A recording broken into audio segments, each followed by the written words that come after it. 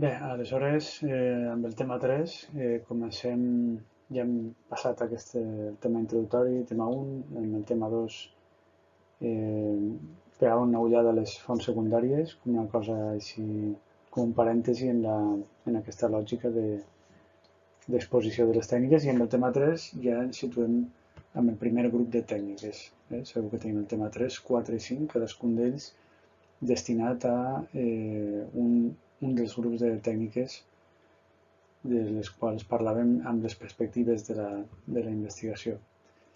Les tècniques distributives són senyaladament o més particularment, o dites més comunament, les tècniques quantitatives.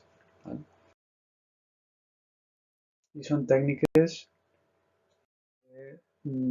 sobretot que descriuen. O sigui, es pot arribar a fer alguna cosa més enllà de descriure, però sobretot són el grup de tècniques distributives o quantitatives se'ls atribueix una condició descriptiva, no? Com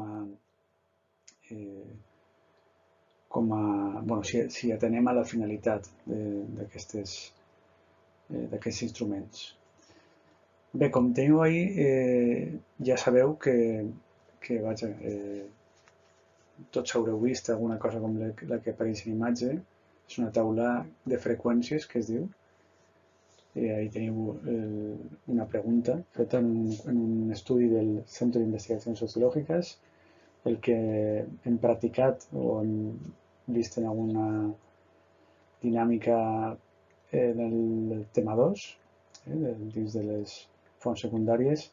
El CIS, com sabeu, té diferents enquestes que ens proporcionen després estudis puntuals sobre determinades qüestions. Aquest és l'estudi 2864 del baròmetre de març de 2011. Val. Una pregunta de qüestionari. Per començar, referint-nos a la situació econòmica general d'Espanya, com la qualificaria vostè? Molt bona, bona, regular, mala o molt mala?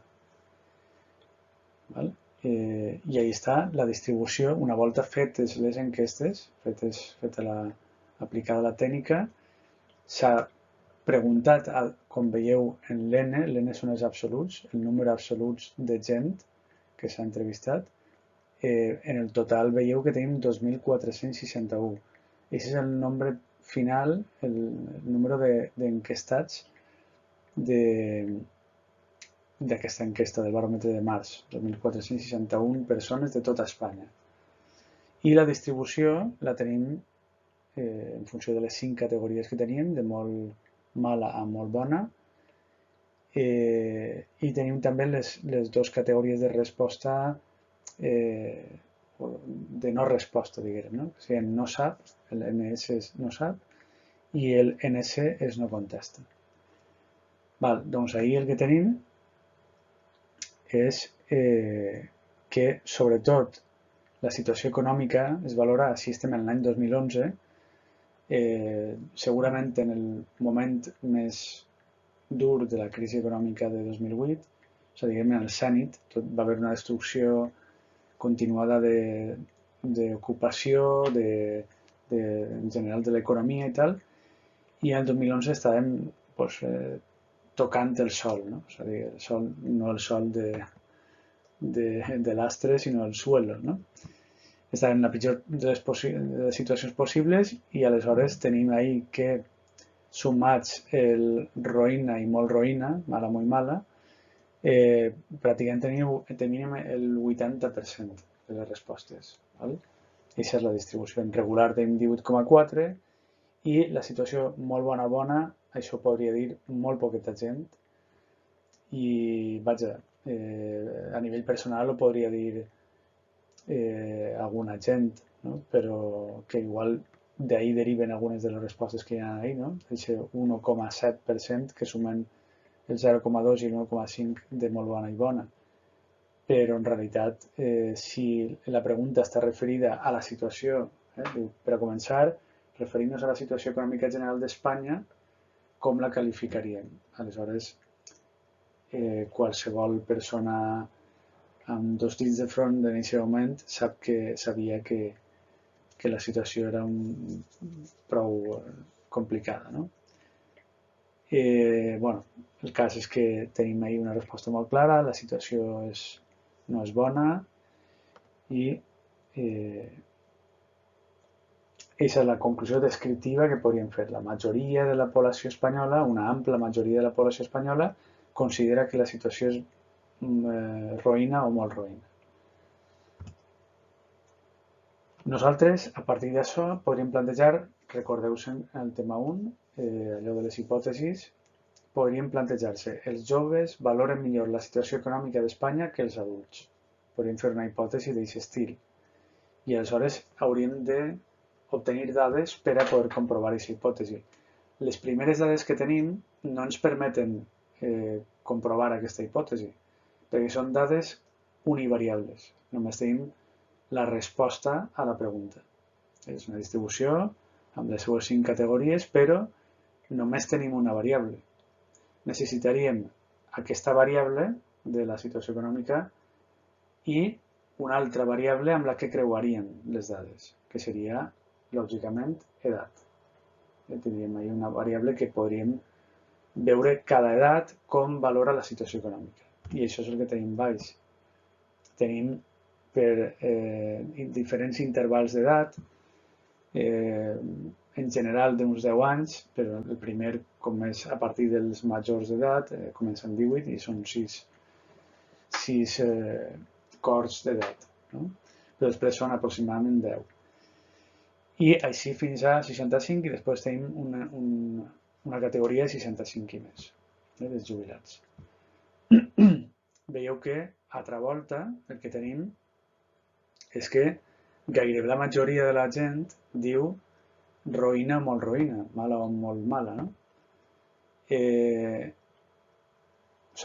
Sumaríem pràcticament altra volta el 70 i pico per cent en quasi tots els casos, ningú no baixa del 70% i alguns fins i tot s'aproximen al voltant del 80%, poden superar el 80%. Això en aparença ens deixa una distribució molt semblant, que podríem arribar a dir que no hi ha diferències. Això ho veuríem, per exemple, hem de mirar tota la distribució, però en el molt mala podem endevinar una mica què pot passar ahí. I tenim que els joves, els més joves, tendeixen a veure la situació de manera menys radical. Sí que tenim un percentatge elevat de gent que diu mala i molt mala, com en tots els intervals d'edat, al voltant del 70 i pico per cent, seria un 73 més o menys, 72-73, però aquesta situació extrema la veuen més en altres intervals. Veieu que tots estan en 37 cap amunt, 37%, però els més joves marquen així un 28%. Per tant, tampoc és que la hipòtesi valoren millor la situació, la valoren menys mal, no? No és que siga millor perquè tots pensen que la situació és roïna, però els joves són menys extrems en la seva posició. Hi ha un percentatge menor de joves que pensa que la situació és molt roïna, no? Que és una situació molt dolenta per a l'economia espanyola en l'any 2011. Per tant, això ens podria arribar a fer arribar a considerar la confirmació de la hipòtesi. Això després hauríem de veure estadísticament si les diferències són significatives o no. Això, la distribució potser no ens arriba per a dir que les diferències són significatives. En aparença sí que podem dir que els joves no la veuen tan mal, no? I aleshores podríem valorar la possibilitat d'aprovar, de confirmar aquesta hipòtesi. En realitat, així és el que estem fent, estem descrivint la situació.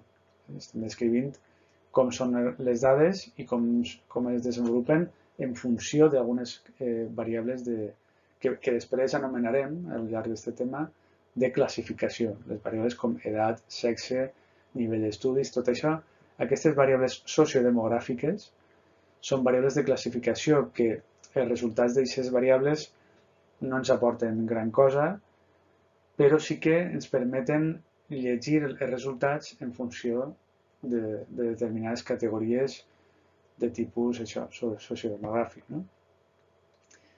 Val. Això és un exemple de lo que acabem... O sigui, és com que hem començat per el sostre. No? Us he posat així un exemple de com arribem a quins són els outputs finals que podem obtenir. Ara és com aquestes pel·lis que comencen pel final, ens mostren com arribarà a ser l'acció i com arribem així, no? Pues, bueno, així sense l'emoció que tenen les pel·lis, així és tot més així asèptic, però vaja, ara és quan comencem, o sigui, una vegada hem començat pel final, ara tirem passos enrere i començarem pel principi per veure com podem arribar de manera correcta a dissenyar un qüestionari i aplicar-lo en el treball de camp per a obtenir aquestes dades.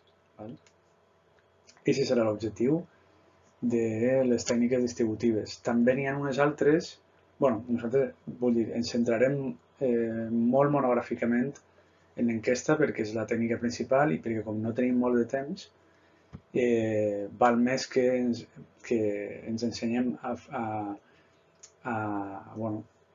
aplicar bé una de les tècniques quantitatives que serà la que més probabilitat tindreu d'usar, que no veurem molt en xicotetes pindoletes totes les tècniques. Però en el tema 4, en les tècniques estructurals, veurem el gran grup de les tècniques d'observació i ahí estaran totes juntes les quantitatives i les qualitatives.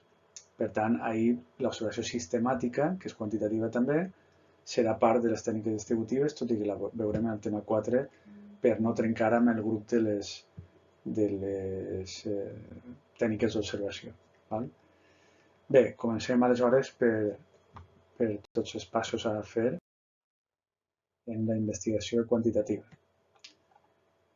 I comencem, lògicament, amb una definició el més precisa possible, en la qual podem definir una enquesta com una investigació realitzada sobre una mostra de subjectes utilitzant instruments estandarditzats de preguntes i respostes amb la finalitat d'obtenir mesuraments quantitatius. És una mostra, que això ja veurem què és, una mostra és una part de la població. Tenim el conjunt de la població, que és el que anomenem en el llenguatge de les tècniques l'univers. L'univers seria tota la població. Per exemple, la ciutat d'Alacant. El seu univers són totes les persones que resideixen en la ciutat d'Alacant. I això ve a ser al voltant de 340.000 o 335.000 persones. No? La mostra de subjectes a les quals entrevistem per a fer una enquesta de la ciutat d'Alacant no seran els 335.000, seran molts menys, que per la llei de grans números acabem assumint que els que entrevistem són representatius del conjunt de la població. Aquesta mostra, per tant, pot ser d'unes 400, 600, depenent de l'error que assumim, això ja ho veurem, però vaja, ve a ser al voltant d'això. Mostres representatives que s'apliquen en una ciutat com Alacant, entre 400 la mínima i 1.000, 1.000 i pico, 1.200 les màximes que he vist jo per ahí. Igual n'hi ha alguna més gran, pot ser, però per ahí està. I per tant és una part molt reduïda de la població total. Però aquesta llei de grans números ens diu que a partir d'una quantitat les respostes que es donen es repeteixen de manera constant amb la mateixa pauta. De manera que la distribució que tenim de qualsevol resposta, per exemple, això que hem fet de la situació econòmica, la resposta que tenim, la distribució a aquesta resposta, la que siga en 400 serà pràcticament la mateixa en 2.000 i pràcticament la mateixa en 100.000 i practiquen la mateixa en 340.000. Per això assumim que no cal fer més enllà d'un número concret. No? Depenent de l'error que volíem assumir, 400 entrevistes en la ciutat d'Alacant són al voltant d'un 5% d'error, que bueno, és un error respectable, del més menys 5%, no és únicament el 5%, sinó per les dues cues de la distribució, un 5% a cada costat. A mesura que augmentem les enquestes, el número de la mostra, es reduirà l'error. Quantes més en fem, menys error tenim. L'error zero és quan fem un cens. Un cens és fer-ho a tota la població. Si entrevistem als 335.000, tindrem un error zero. O sigui que sempre n'hi ha un error, encara que sigui el 0,000001. No? Si fem, no sé, 200.000 entrevistes, cosa un poc absurda, tindrem un 0,00000% d'error. No? Aleshores, ja diem que és sobre una mostra, són investigació realitzada sobre una mostra, que ja m'he explicat més o menys què és, utilitzant instruments estandarditzats de preguntes i respostes. Això és el qüestionari, que és l'eina que treballarem en aquest tema. Utilitzem aquest qüestionari que implica un estàndard de preguntes i respostes codificades. Pregunta 1, resposta 1, 2, 3, 4, tenim totes les respostes codificades i s'han d'anar marcant quines són les respostes que dona cadascun dels entrevistats. I aquesta estandardització, és a dir, que sempre preguntem el mateix qüestionari a tot el món, fa que puguem agregar totes les respostes de cadascú en un mateix arxiu de dades. I aquest arxiu de dades és el que ens permet després fer taules com les que hem vist abans, que tinguem el 37% han dit molt roïna, el 28% han dit roïna. Tot això ho tenim perquè l'estandardització ens permet agregar i agrupar les dades per categories de cadascú. I la finalitat última és, lògicament, obtenir aquestes taules de mesuraments quantitatius, aquestes distribucions i tot això. Hi ha tres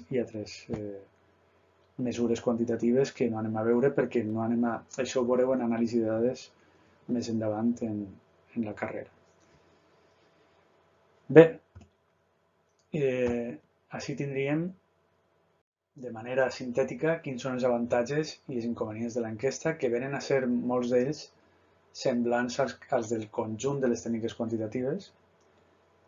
I, bueno, doncs això, ahí tenim els avantatges. Permet tractar molts temes en un mateix instrument de mesura, perquè podem acumular moltíssimes preguntes, sempre amb, diguem, el límit en funció d'això ho veurem més endavant, al final del tema. Una enquesta telefònica permet menys longitud de qüestionari que una enquesta cara a cara, perquè una enquesta cara a cara tu pots un poc manejar la interacció amb l'enquestat, a l'enquestat li fa més pal rebutjar-te i tal, i pots allargar una mica més. En el telèfon, el que està a l'altre costat, ni et veu la cara, o sigui, l'empatia és menor. I aleshores, si al final està un poc fart i tal, doncs penja i no tinc més temps, vinga, adeu, pum, i s'ha acabat, no? Per tant, n'hi ha determinats límits a això de tractar molts temes en un mateix instrument de mesura, però bueno, sí que es poden tractar diversitat de qüestions. Permet estructurar fàcilment els resultats d'una investigació, per el que hem dit, l'estàndard de preguntes, respostes, i tot això es clava numèricament, s'introdueix numèricament en una matriu de dades dels programes estadístics, i això després ens permet en una tecla donar-li en un sol clic obtenir una gran quantitat de resultats. Facilita comparar els resultats, com ja heu vist quan ho hem fet ahir per edat. O sigui, si agafem qualsevol variable, podem dir, a veure, com es distribueix el que opinen els joves, com els majors, com els homes, com les dones. Això podem utilitzar-ho. Els resultats són generalitzables, sobretot si hem obtingut una mostra representativa i hem fet tot un mostreig que ens permet dir que aquests resultats són representatius o extrapolables al conjunt de la població amb un error del més menys 4% i un nivell de confiança del 95,5%, que sol ser l'habitual, no? Obté informació significativa, perquè precisament l'estadística ens permet dir quant de significatius són els resultats, per allò del marge d'error i nivell de confiança, que ho estem parlant de manera conceptual, no anem a veure a fons l'estadística, no? Sinó l'objectiu d'aquest tema, més que l'estadística, que això seria part del tema de l'assignatura de l'anàlisi de dades, l'objectiu és sobretot la construcció del qüestionari. I finalment ens permet, per allò que diem de tratar molts temes, ens permet acumular molta informació amb poc cost econòmic i en un període ràpid de temps. Inconvenients. No es pot aplicar a poblacions amb dificultats per a la comunicació verbal, per això passa amb les entrevistes, amb els grups de discussió. O sigui, únicament les tècniques d'observació ens permeten una aproximació relativament bona a les poblacions amb dificultats per a comunicació verbal.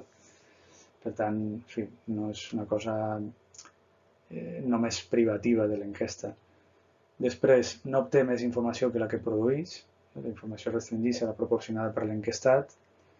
L'enquestat està molt constrenyit, si penseu. És pregunta-resposta i no es pot esplaiar fent-nos explicacions de per què contesta una cosa o per l'altra, perquè això ho estem coartant, precisament, en el qüestionari. Ho estem capant. No permetim que hi hagi aquesta llibertat de discurs que sí que té, per exemple, l'entrevista, com vam explicar al final del tema 1. Per tant, hi ha aquestes limitacions. N'hi ha efectes reactius en les respostes, això passa també en totes les tècniques d'interacció, amb l'entrevista, el grup de discussió, perquè provoquem alguna cosa en l'enquestat i això pot alterar la veracitat de la resposta. No perquè l'enquestat tingui intenció de mentir, sinó perquè s'acumulen determinats processos de tipus psicològic en la interacció entre persones que poden fer matisar respostes o decantar respostes cap a un costat o altre. Imagineu-vos l'escala que teníem abans de molt roïna, molt bona, en funció de com fem la pregunta o en funció de l'estat emocional de la persona en aquest dia o en aquest mes, que igual s'ha quedat en l'atur o el que siga, estarà condicionada a la seva resposta. Hi haurà reaccions. Això en altres tècniques com l'observació o simplement, si volguérem parlar de la situació econòmica, amb el número d'altes i baixes d'empreses en l'últim trimestre. Això pot ser un indicador més objectiu i més clar de com va l'economia que preguntar-li a una persona quina és la situació econòmica del país. Perquè el que contesta aquesta persona tindrà, s'endevinen efectes reactius que poden condicionar quina és la seva resposta veraç. I l'enquesta, com passa amb totes les tècniques distributives, no és eficaç en el mesurament de qüestions en profunditat de significat. Per això necessitem desplegar tècniques estructurals, les tècniques qualitatives. Bé, ja tenim més o menys clar un poc com ens situem a partir de quan estem desenvolupant una enquesta. Què ens passa? Quines són el panorama al qual ens enfrontem.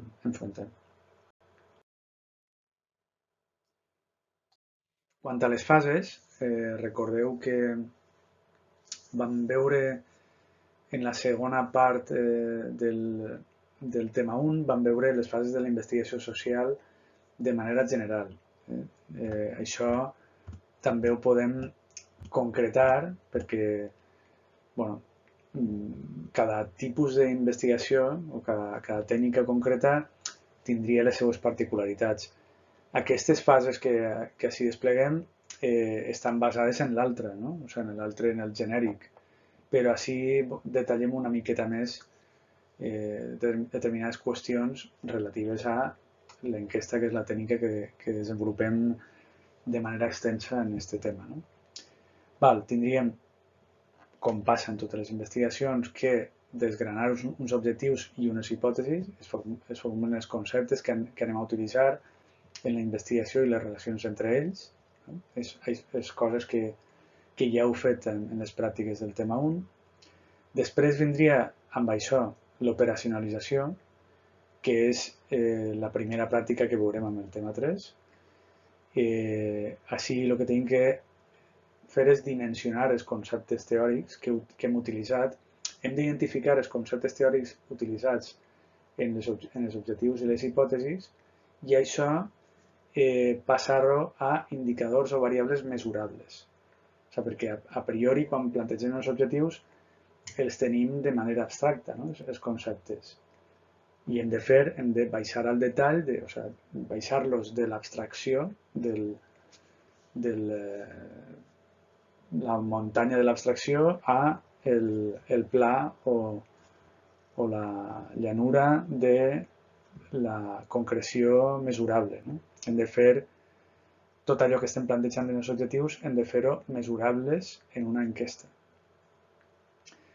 Una vegada fet això, hem de fer el mostreig, hem d'elegir quin tipus de mostreig utilitzem i realitzar el disseny mostral. Ja veurem algunes qüestions en aquest sentit, què és un mostreig aleatori o no aleatori, probabilístic, no probabilístic, estratificat o no estratificat, en fi, tot això ho veurem i què implica el mostreig, que hem plantejat ja alguna cosa quan parlàvem de la mostra en la definició.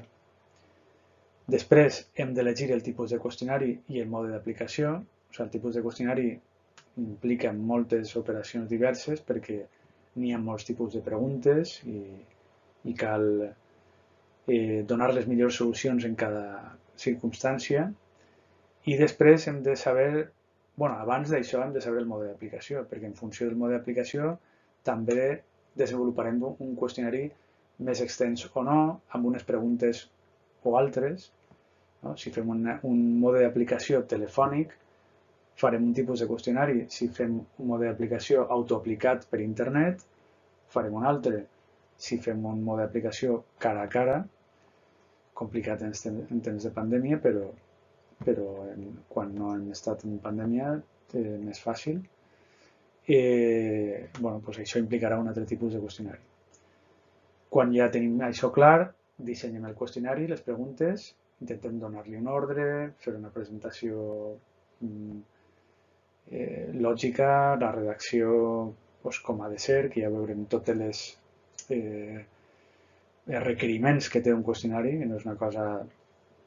fem preguntes i posem respostes, no és una cosa tan senzilla com això. Tampoc anem a dir que sigui complicat, però s'han de seguir unes pautes que s'han de tenir en compte.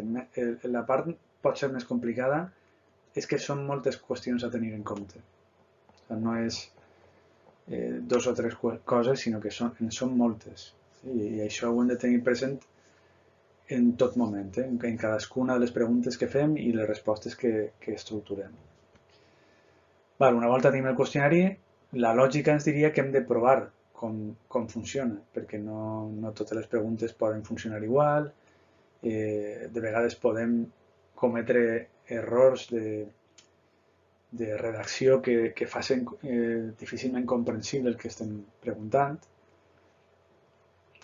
i per tant interessa, de fet està indicat en tots els processos d'investigació acadèmica, però després també el temps, els diners que es tinguen i tot això fa que de vegades no es faci un pretest, no? Però sí que està indicat fer-ho. Ja explicarem un poc quines característiques ha de tenir un pretest. Una volta fet aquest pretest, aquestes proves a 40-50 persones o el que siga, ja seria el treball de camp en què apliquem els qüestionaris a tota la mostra, a tots els subjectes que hem d'entrevistar. Una volta tenim tot això, s'enregistren les dades, tot i que ara la majoria de les vegades s'enregistren automàticament i simultàniament. O sigui, quan estem fent una enquesta telefònica estem clavant les dades en un Excel o en un SPSS. Quan estem fent el treball de camp, ja en molts casos, dic en cara a cara, en molts casos la gent va amb una tablet i introdueix les dades directament, altres encara no tenen comprada la tecnologia i encara posen els resultats en marcació sobre paper i això implica que després s'han d'enregistrar. S'arriba a l'oficina de l'empresa i després es deixen allí els qüestionaris en paper i s'han de clavar un a un en un programa estadístic. Les autoaplicades, les d'internet, lògicament, això va tot es volca a un Excel, o sigui que allà tampoc cal enregistrar. Però bueno, una vegada tenim tota la matriu amb les dades, es fa una depuració, que és comprovar que està tot correcte, que no hi ha errors de marcació ni de res, i amb això es fa l'anàlisi estadística de les dades, d'aquesta informació, primer per a interpretar, bàsicament, què diuen les dades i després per analitzar possibles implicacions d'aquests resultats i el contrast d'hipòtesi, o sigui, veure si els nostres resultats es corresponen amb les hipòtesis plantejades a l'inici. I bueno, després n'hi hauria potser una altra fase que serien les conclusions i l'informe i tal, però vaja, amb això acabaria. Com vegeu, molt semblant al que hem vist en les 7 fases de la investigació del tema 1.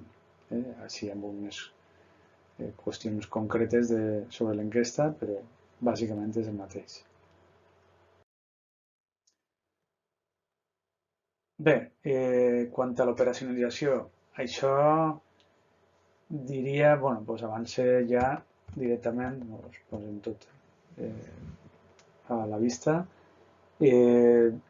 Us puc dir que és de lo més complicat dins d'una investigació social de qualsevol tipus i en la quantitativa pràcticament no podria assegurar que el procés d'operacionalització és de les coses més complicades de fer en una investigació quantitativa, que és passar de l'abstracció dels conceptes teòrics a la concreció dels indicadors o variables i els seus sistemes de categories. Nosaltres tenim, per exemple,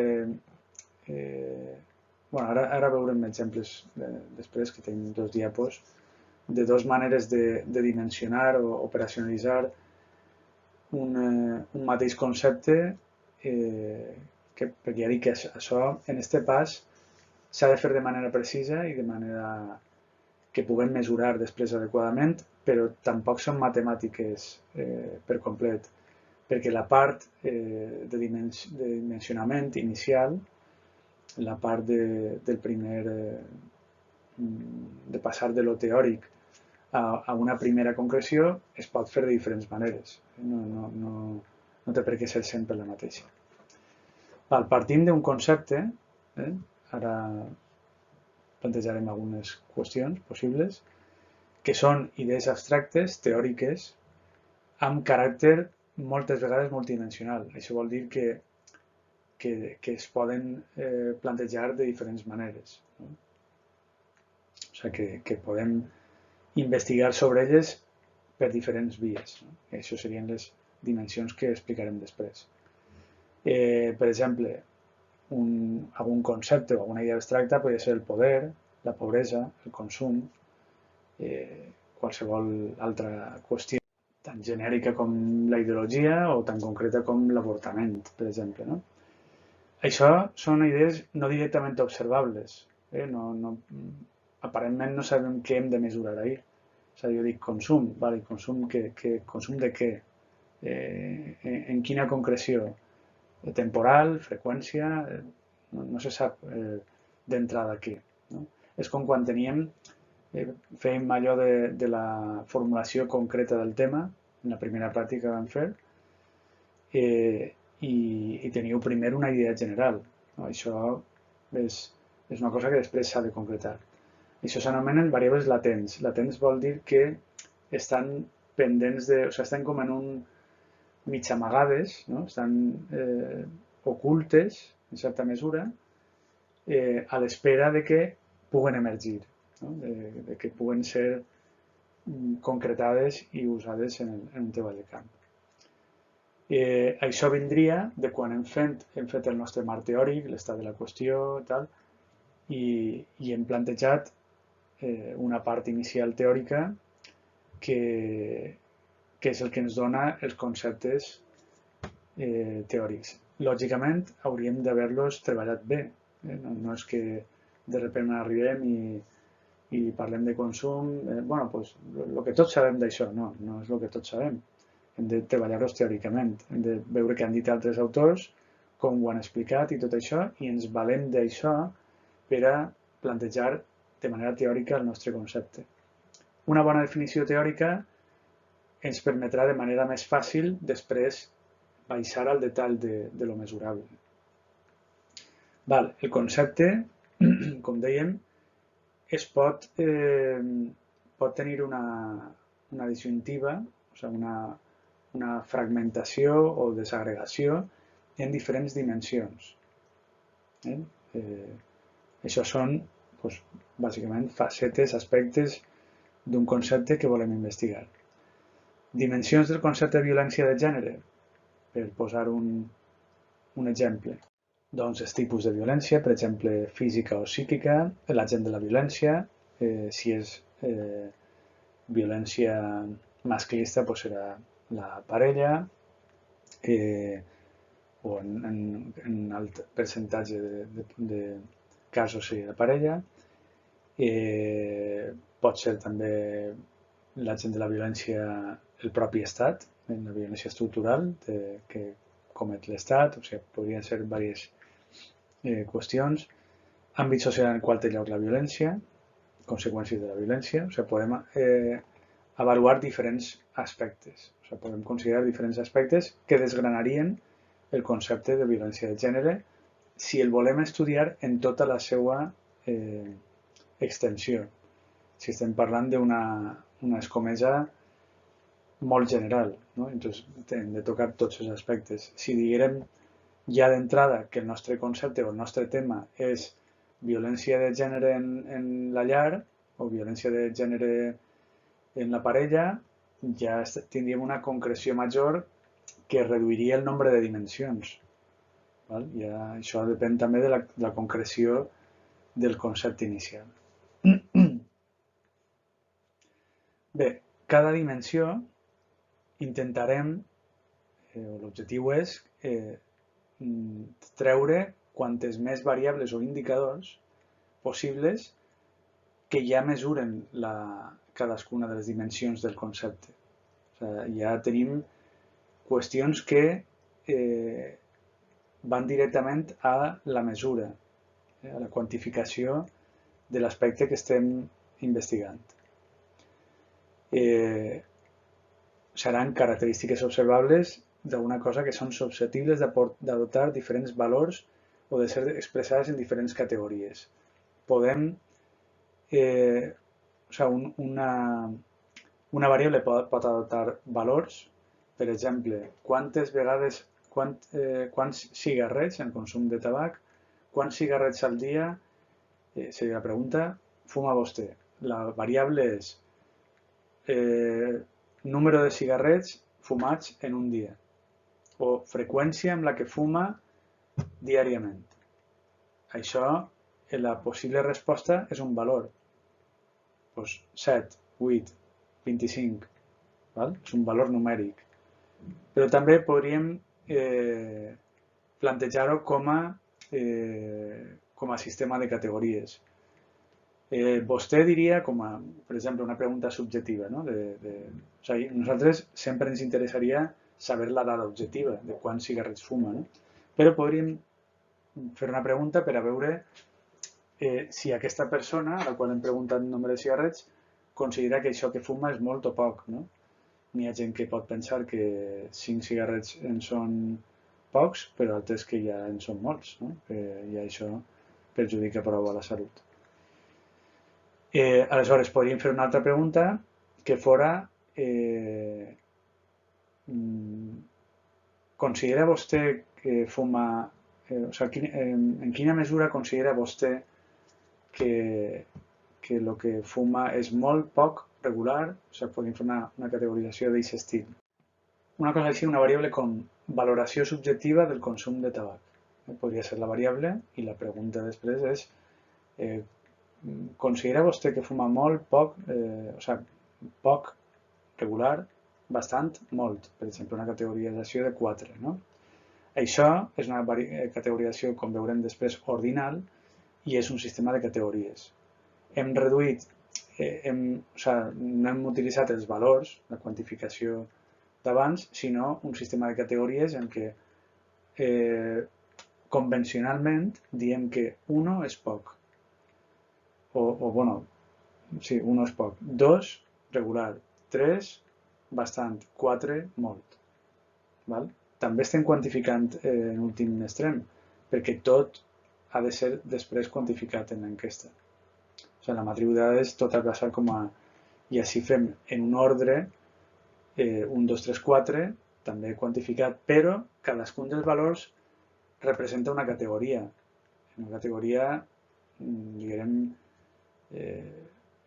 alfabètica, no? És una categoria, és una paraula. Per tant, aquestes són les dues possibilitats que tindria. Ara les veurem també. Això ja, el descens, la quantificació a través de les variables, ja implica que estem mesurant. Ja aconseguim baixar a un detall en el qual és mesurable. I sempre caldrà fer aquest esforç de mesura. O sigui, nosaltres quan fem la nostra operacionalització hem de mesurar. Hem d'arribar a un punt en què plantegem indicadors o variables que tinguin darrere preguntes que mesuraran. Sempre serà recomanable elaborar una llista el més exhaustiva possible d'indicadors per a cada dimensió. Sempre que sigui significatiu, però vol dir que nosaltres hem d'intentar que els indicadors o variables cobrisquen tots els aspectes possibles de la dimensió concreta. Igual que tot un dimensionament del concepte, anem ahir un pas arrere, s'han d'utilitzar, com veurem els exemples després, totes les dimensions possibles del concepte. D'intentar cobrir tots els aspectes, que no ens deixem res en aquesta operacionalització. I dalt teniu en taronja el sistema de categories, que també pot ser, com hem dit, valors numèrics directament. Quin diria vostè que és el percentatge, en quin percentatge de vegades vostè ha tingut una bona experiència de vacances, no? Això que és una pregunta quantitativa de valoració del conjunt de les vacances que algú hagi pogut tenir en la seva vida, responem a un valor. Això és una possibilitat i l'altra són les categories que us he explicat, per exemple, en allò de la valoració subjectiva de l'hàbit de consum de tabac. La part de les categories serien els estats que pot adaptar la variable. La part dels valors serien les xifres numèriques que representen de manera precisa la resposta a aquesta variable. Aquestes categories han de complir 3 regles: exclusivitat, exhaustivitat i precisió. Exclusivitat és una regla que té a veure amb que les categories no se solapen. O sigui, nosaltres no podem preguntar, per exemple, preguntar no, o sigui, en les categories de resposta, si nosaltres preguntem, per posar un exemple, quin és el color que t'agrada més, imagineu que fem una enquesta en la que està inclosa aquesta pregunta tan senzilla, sense cap més intenció, nosaltres no podem posar blau i celest, perquè el celest és un tipus de blau. El blau és el nom genèric de totes les tonalitats de blau, però el celeste és un tipus concret de blau. Aleshores estem incorrent en un solapament. Quan a algú li agrada el celest, sigui el seu color favorit, podrà dir celest i podrà dir blau. O sigui, podria contestar les dues coses. Per tant, no seria vàlid. De la mateixa manera que si jo pregunto per quin és el cotxe que més t'agrada, jo no puc posar en les categories de resposta Seat en una categoria, en la 3, i en la següent, en la 4, el Seat Ibiza. Perquè jo, si m'agrada el Seat Ibiza, podré contestar Seat Ibiza i Seat. Perquè és un dels tipus del Seat. Per tant, no pot haver-hi solapament. De la mateixa manera que si jo faig en una variable numèrica quantitativa la reduïsc a intervals, que no, això no és molt recomanable fer-ho. Per exemple, quin és la seva, el seu nivell de renda, no? Si jo pregunto això, jo no puc estar plantejant intervals com 0 a 5.000 i després dir en el segon 4.000 a 10.000, perquè jo estic agafant en el de 0 a 5.000, inclou els de 4.000 a 5.000, i en el de 4.000 a 10.000, segons que he dit, també inclou els de 4.000 a 5.000. Per tant, aquestes possibles respostes, totes les que siguin 4.300, 4.700, totes les que vagin entre 4.000 i 5.000, estaran en les dues respostes. He de fer intervals numèrics que no es solapen, que no es munten un damunt de l'altre. Hauré de fer de 1 a 5.000, de 5.000 1 a 10.000, de 10.000 1 a 20.000, de 20.000 1 a 30.000, i així. Sempre diguem que no es munten entre ells, que estiguen separats, que inclouen tot però que estiguin separats. Aquesta és la regla de l'exclusivitat, que no hi hagi solapaments, que no es puguen contestar, que una categoria no estigui també inclosa en una altra. No? Després tenim la regla de l'exhaustivitat. L'exhaustivitat és que jo en la meva categorització tinga present totes les possibles respostes que pugui donar-se en aquesta variable. Jo no puc deixar mai fora de les possibles respostes alguna categoria. Un exemple. Jo no puc posar en els colors, no puc dir quin és el color que més t'agrada i posar 1 roig, 2 groc, 3 verd, 4 negre. S'ha acabat. Val? Perquè ens queda el rosa, ens queda el morat, ens queda el marró, ens queden molts colors. No? Aleshores, jo per a fer aquesta categorització exhaustiva, és a dir, que abaste tots les possibles categories de la variable, hauré d'afegir com a mínim altres. Per si se m'escapa alguna cosa, jo poso altres, després especifiquem, posem una ratlleta al costat per especificar quin altre seria. I si afegim altres en totes les categoritzacions, hi ha algunes que estan completes totalment. Per exemple, quin és el seu nivell d'estudis, pot posar sense estudis, llig i escriu sense cap formació reglada, estudis primaris, estudis secundaris, estudis universitaris, estudis de postgrau. Aquesta classificació està totalment tancada. No hi ha ninguna altra possibilitat, aleshores no té sentit posar l'altres. L'altres el posaré quan siga necessari. O sigui, la primera classificació del nivell d'estudis és exhaustiva.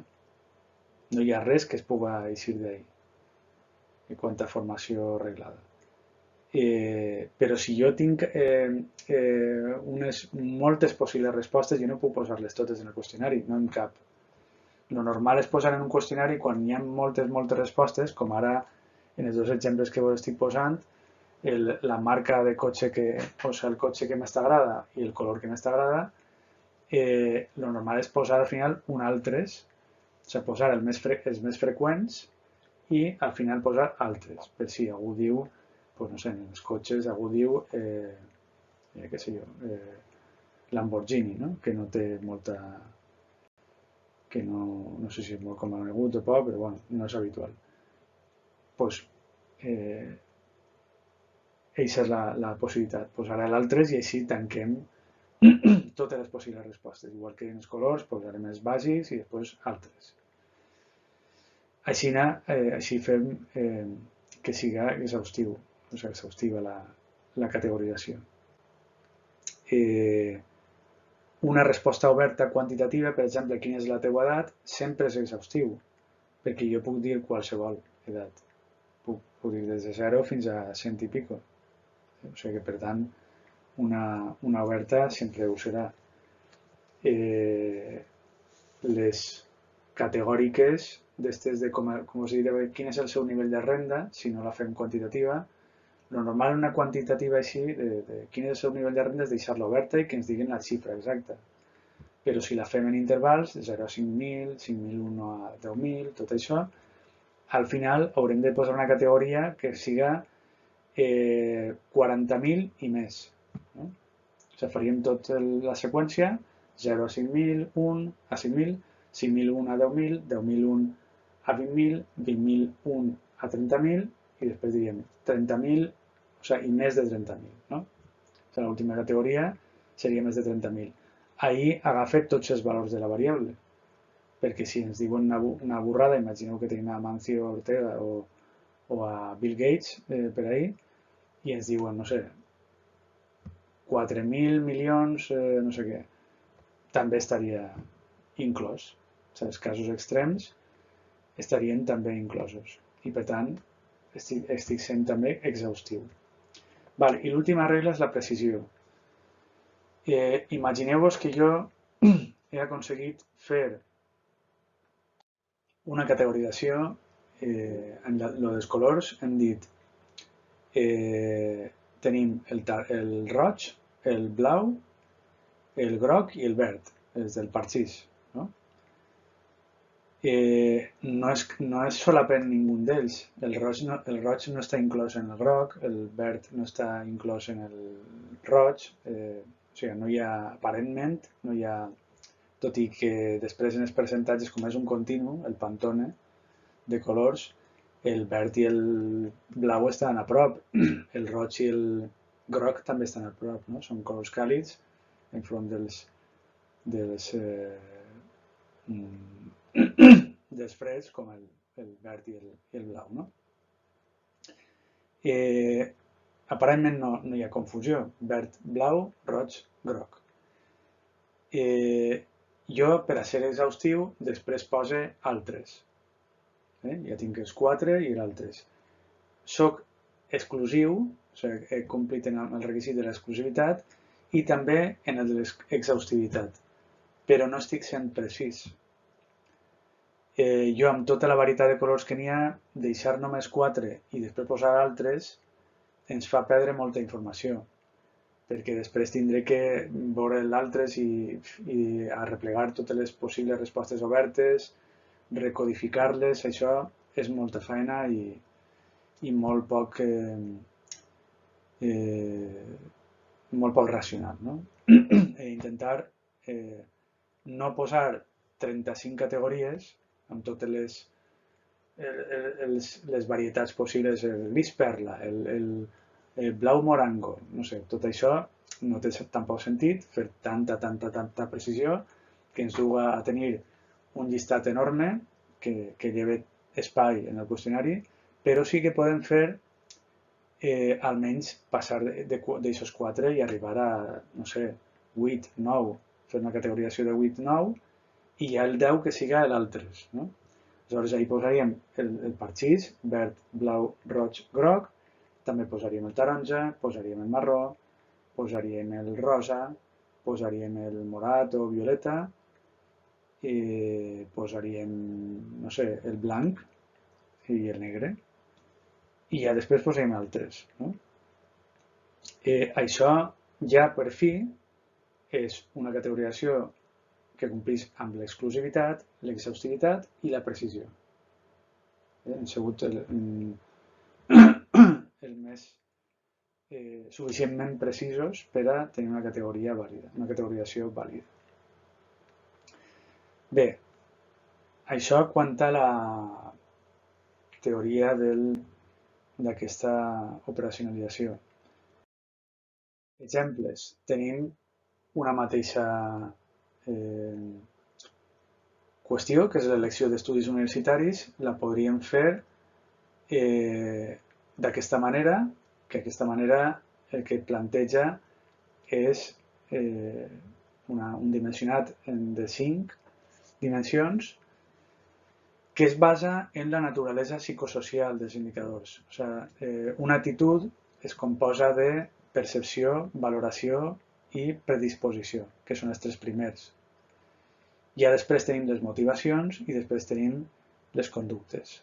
O sigui, qualsevol acte que emprenguem, tipus el consum de tabac o així, elecció d'estudis universitaris, estarà travessat per totes aquestes possibilitats, aquestes dimensions. Ens hem d'informar, encara que siga mínimament, hi ha una part de com ens informem per a les coses o com les percibim, aparentment, no? D'una primera cognició, no? D'aproximació cognitiva a les coses. Aquesta és la dimensió cognitiva o informativa perceptiva. I d'ahir podríem plantejar variables com coneixement dels diferents graus, si es coneixes o no, dins d'aquesta elecció, quines són les fonts d'informació que has usat per a decidir sobre el grau, si les webs, amics, familiars, tal. Ahir veieu com hem posat el més habitual i l'altres, les categories, web de les universitats, amics, familiars, portals no oficials, altres. Dalt teníem coneixement dels diferents graus, ahir no cal posar altres, el coneixes o no el coneixes, sí o no. Val. Una volta tenim informació o tenim la nostra percepció inicial, també fem una valoració d'aquesta informació que tenim, no? I ahí podria ser valoració de la qualitat de la informació dels diferents graus en la web de la Universitat d'Alacant. Hem entrat a tots per a informar-nos i valorem com d'òptima és aquesta informació en una escala de 0 a 10, per exemple. Una escala subjectiva, on 0 és molt mala qualitat de la informació i 10 és màxima qualitat de la informació. Una altra, preferència pels diferents tipus d'estudis ofertats. Això també és part de la valoració. Si ho poseu un primer, l'altre segon, l'altre tercer, com fèieu en les vostres sol·licituds de matrícula inicials, estem valorant, li estem donant una preferència a uns i altres. I després tindríem la part predispositiva o preconductual, que és la disposició a cursar diferents estudis. Podríem fer aquesta pregunta. Estaria vostè disposat a fer dret, a fer treball social, a fer ADE, que sigui, no? Abans, ahir estem dient que és preconductual, prèvia a la conducta al comportament que hem de després desplegar, no? Però abans d'aquesta conducta, del comportament observable, el que està travessat això per les motivacions. O sigui, nosaltres podem tindre la predisposició de fer tal carrera, per exemple química, però després cal veure com està el tema motivacional. Si n'hi ha motivacions que acaben descartant-ho, no? Com pugui ser la possibilitat d'inserció laboral, no? Igual tenim molta gana de fer no sé quina, no sé, per exemple, paleontologia, no? Una cosa, ai, que bonico això, no? Però després dic, bueno, ja on vaig jo amb paleontologia? Quines són les meves probabilitats de trobar treball? N'hi haurà molt poquetes, perquè això serà determinats museus, determinats centres d'investigació sobre el tema i alguna universitat, molt poques places a priori per a paleontòlogues o paleontòlegs. I per tant, això pot ser una motivació que hem tingut bona valoració de la carrera, bona valoració de la qualitat de la informació, predisposició a fer la carrera, però arribem a la part motivacional i diem, bueno, doncs, com no té possibilitats d'inserció, ens tirem arrere. Tot el que semblava que anava a registrar-se com a el comportament final, escollir paleontologia com a carrera, es tira arrere per l'element motivacional. Aleshores, cal també considerar variables motivacionals. Per exemple, una pregunta genèrica que abaste tot. Elements que tenen més pes a l'hora de decidir-se per un grau determinat. La vocació, la possibilitat d'inserció laboral, prestigi de la titulació, opinió de la família, presència d'amics, altres. I finalment tenim la conducta, el comportament, graus en els quals has fet la preinscripció, dret, treball social, tots els graus, i és que has marcat aquest comportament ja que és fer la preinscripció. Nosaltres en la predispositiva el que teníem és la disposició a fer-ho, però no hem omplit el formulari. Estàvem pensant encara. O sigui, quan omplim el formulari ja és una acció. Bé, això és una manera de dimensionar, d'operacionalitzar un concepte teòric inicial, que era l'elecció d'estudis universitaris, i ho fem en funció de la naturalesa psicosocial dels actes que desenvolupem dia a dia. Qualsevol acte, encara que siga el més anar a comprar, per exemple, està travessat per tot això. Tenim una informació, avaluem, ens predisposem, tenim una motivació i tenim després un comportament. Per tant, el dimensionament és exhaustiu. O sigui, tenim tots els aspectes possibles de la seqüència de comportament. Aquest és un que gastem, per exemple, jo gasté molt, el vam construir amb l'ajuda de gent de psicologia de la salut i sobre la base d'altres estudis, però el vam fer així nostre, desplegar d'una manera òptima i serveix prou, aquest tipus de dimensionament. Però així tindríem un altre que és prou habitual també fer, que és un dimensionament temàtic, per àrees temàtiques. Això és un altre dels més habituals. Podríem enfrontar-nos al mateix concepte d'elecció d'estudis universitaris i dimensionar-lo d'una altra manera. Ara, això heu de tindre-ho clar. O bé ho fem d'una manera o el fem d'una altra. No té sentit barrejar dimensions, per exemple, la motivacional amb la laboral. O sigui, posar un dimensionament que barregi totes dues. La classificació anterior, el dimensionament anterior, és exhaustiu. És un que no li cap res més. I aquest és un altre. No es poden barrejar. O fem l'exemple 1 o fem l'exemple 2. Ho dic, per exemple, de cara a les vostres pràctiques, quan feu la primera del tema 3, que és operacionalitzar. Si no voleu podeu plantejar la vostra pròpia operacionalització. Igual no vos encaixa ni la temàtica aquesta, ni l'anterior de la naturalesa psicosocial, i en feu una altra, i és vàlid. Si està ben construïda, pot ser igualment vàlida que les que jo us plantege. Però el que no es pot fer és barrejar. S'ha d'escollir una i fer-la de la manera més lògica i exhaustiva possible. Aquesta considera àrees temàtiques per a plantejar les següents variables. La dimensió econòmica, condicionament de l'elecció d'universitat en funció de les taxes. O sigui, et condiciona elegir una universitat o altra en funció de les taxes que tingués, perquè tens un pressupost ajustat, la teva família no té massa pasta i tal, i això és una cosa important per a tu, sí o no. Després, laboral, valoració dels diferents graus per la seva possibilitat d'inserció laboral. A priori podríeu fer de la informació que teniu, acabar fent una valoració de tots els graus en funció del que penseu que pot tenir de col·locació futura, o pels que li atorga la possibilitat d'inserció laboral en relació a altres factors. És una manera semblant, no igual, de preguntar. Dimensió formativa, coneixement de la metodologia formativa del centre on s'imparteix el grau, perquè alguns poden tenir metodologies més innovadores, altres menys. Tal.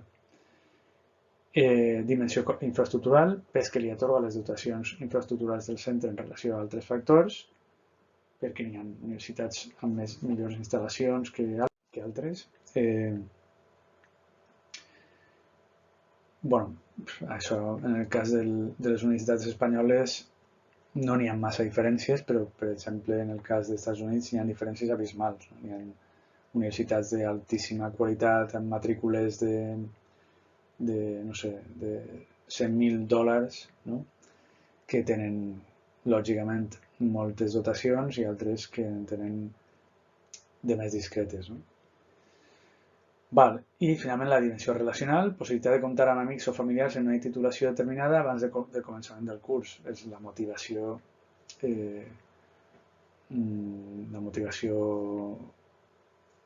relacional que teníem abans. No? Així n'hi ha desplegades gran part d'aquestes variables les encaixaríem en l'altra operacionalització, en les altres dimensions les posaríem en l'apartat de la motivació. Però vaja, les altres haurien de ser capaços de posar totes les preguntes que estem ideant, no? per a aquesta investigació, tant en un dimensionament com en l'altre. Però si n'hi ha un dimensionament que ens dificulta les possibilitats d'inserció de preguntes, no serà molt vàlid. No ens vindrà massa bé i millor buscar-ne un altre. Això s'ha d'avaluar en funció del que estem investigant. El tipus de concepte, a alguns conceptes es para millor un dimensionament, a altres es para millor un altre. Així el que us he volgut mostrar, jo crec que a l'elecció d'estudis universitaris li para millor l'exemple 1. És més adequat fer un dimensionament com el que hem vist en l'exemple 1. En aquest cas, l'exemple 2 es pot fer? Sí, es pot fer, però n'hi ha més dificultats. Aleshores, tindrem que avaluar quin és el que ens va millor en cada circumstància. Depèn de la investigació i pot ser, com us deia, no us va ni l'exemple 1 ni l'exemple 2, ni un dimensionament temàtic ni un dimensionament en funció de la naturalesa psicosocial dels indicadors. S'ha d'estudiar i s'ha de considerar totes les possibilitats i també la possibilitat de que nosaltres proposem una nova i innovadora operacionalització, tipus d'això. Ja això és qüestió vostra, si feu en els exercicis o una o l'altra o una alternativa a inventar. No? Bé, amb això tanquem el primer vídeo del tema 3.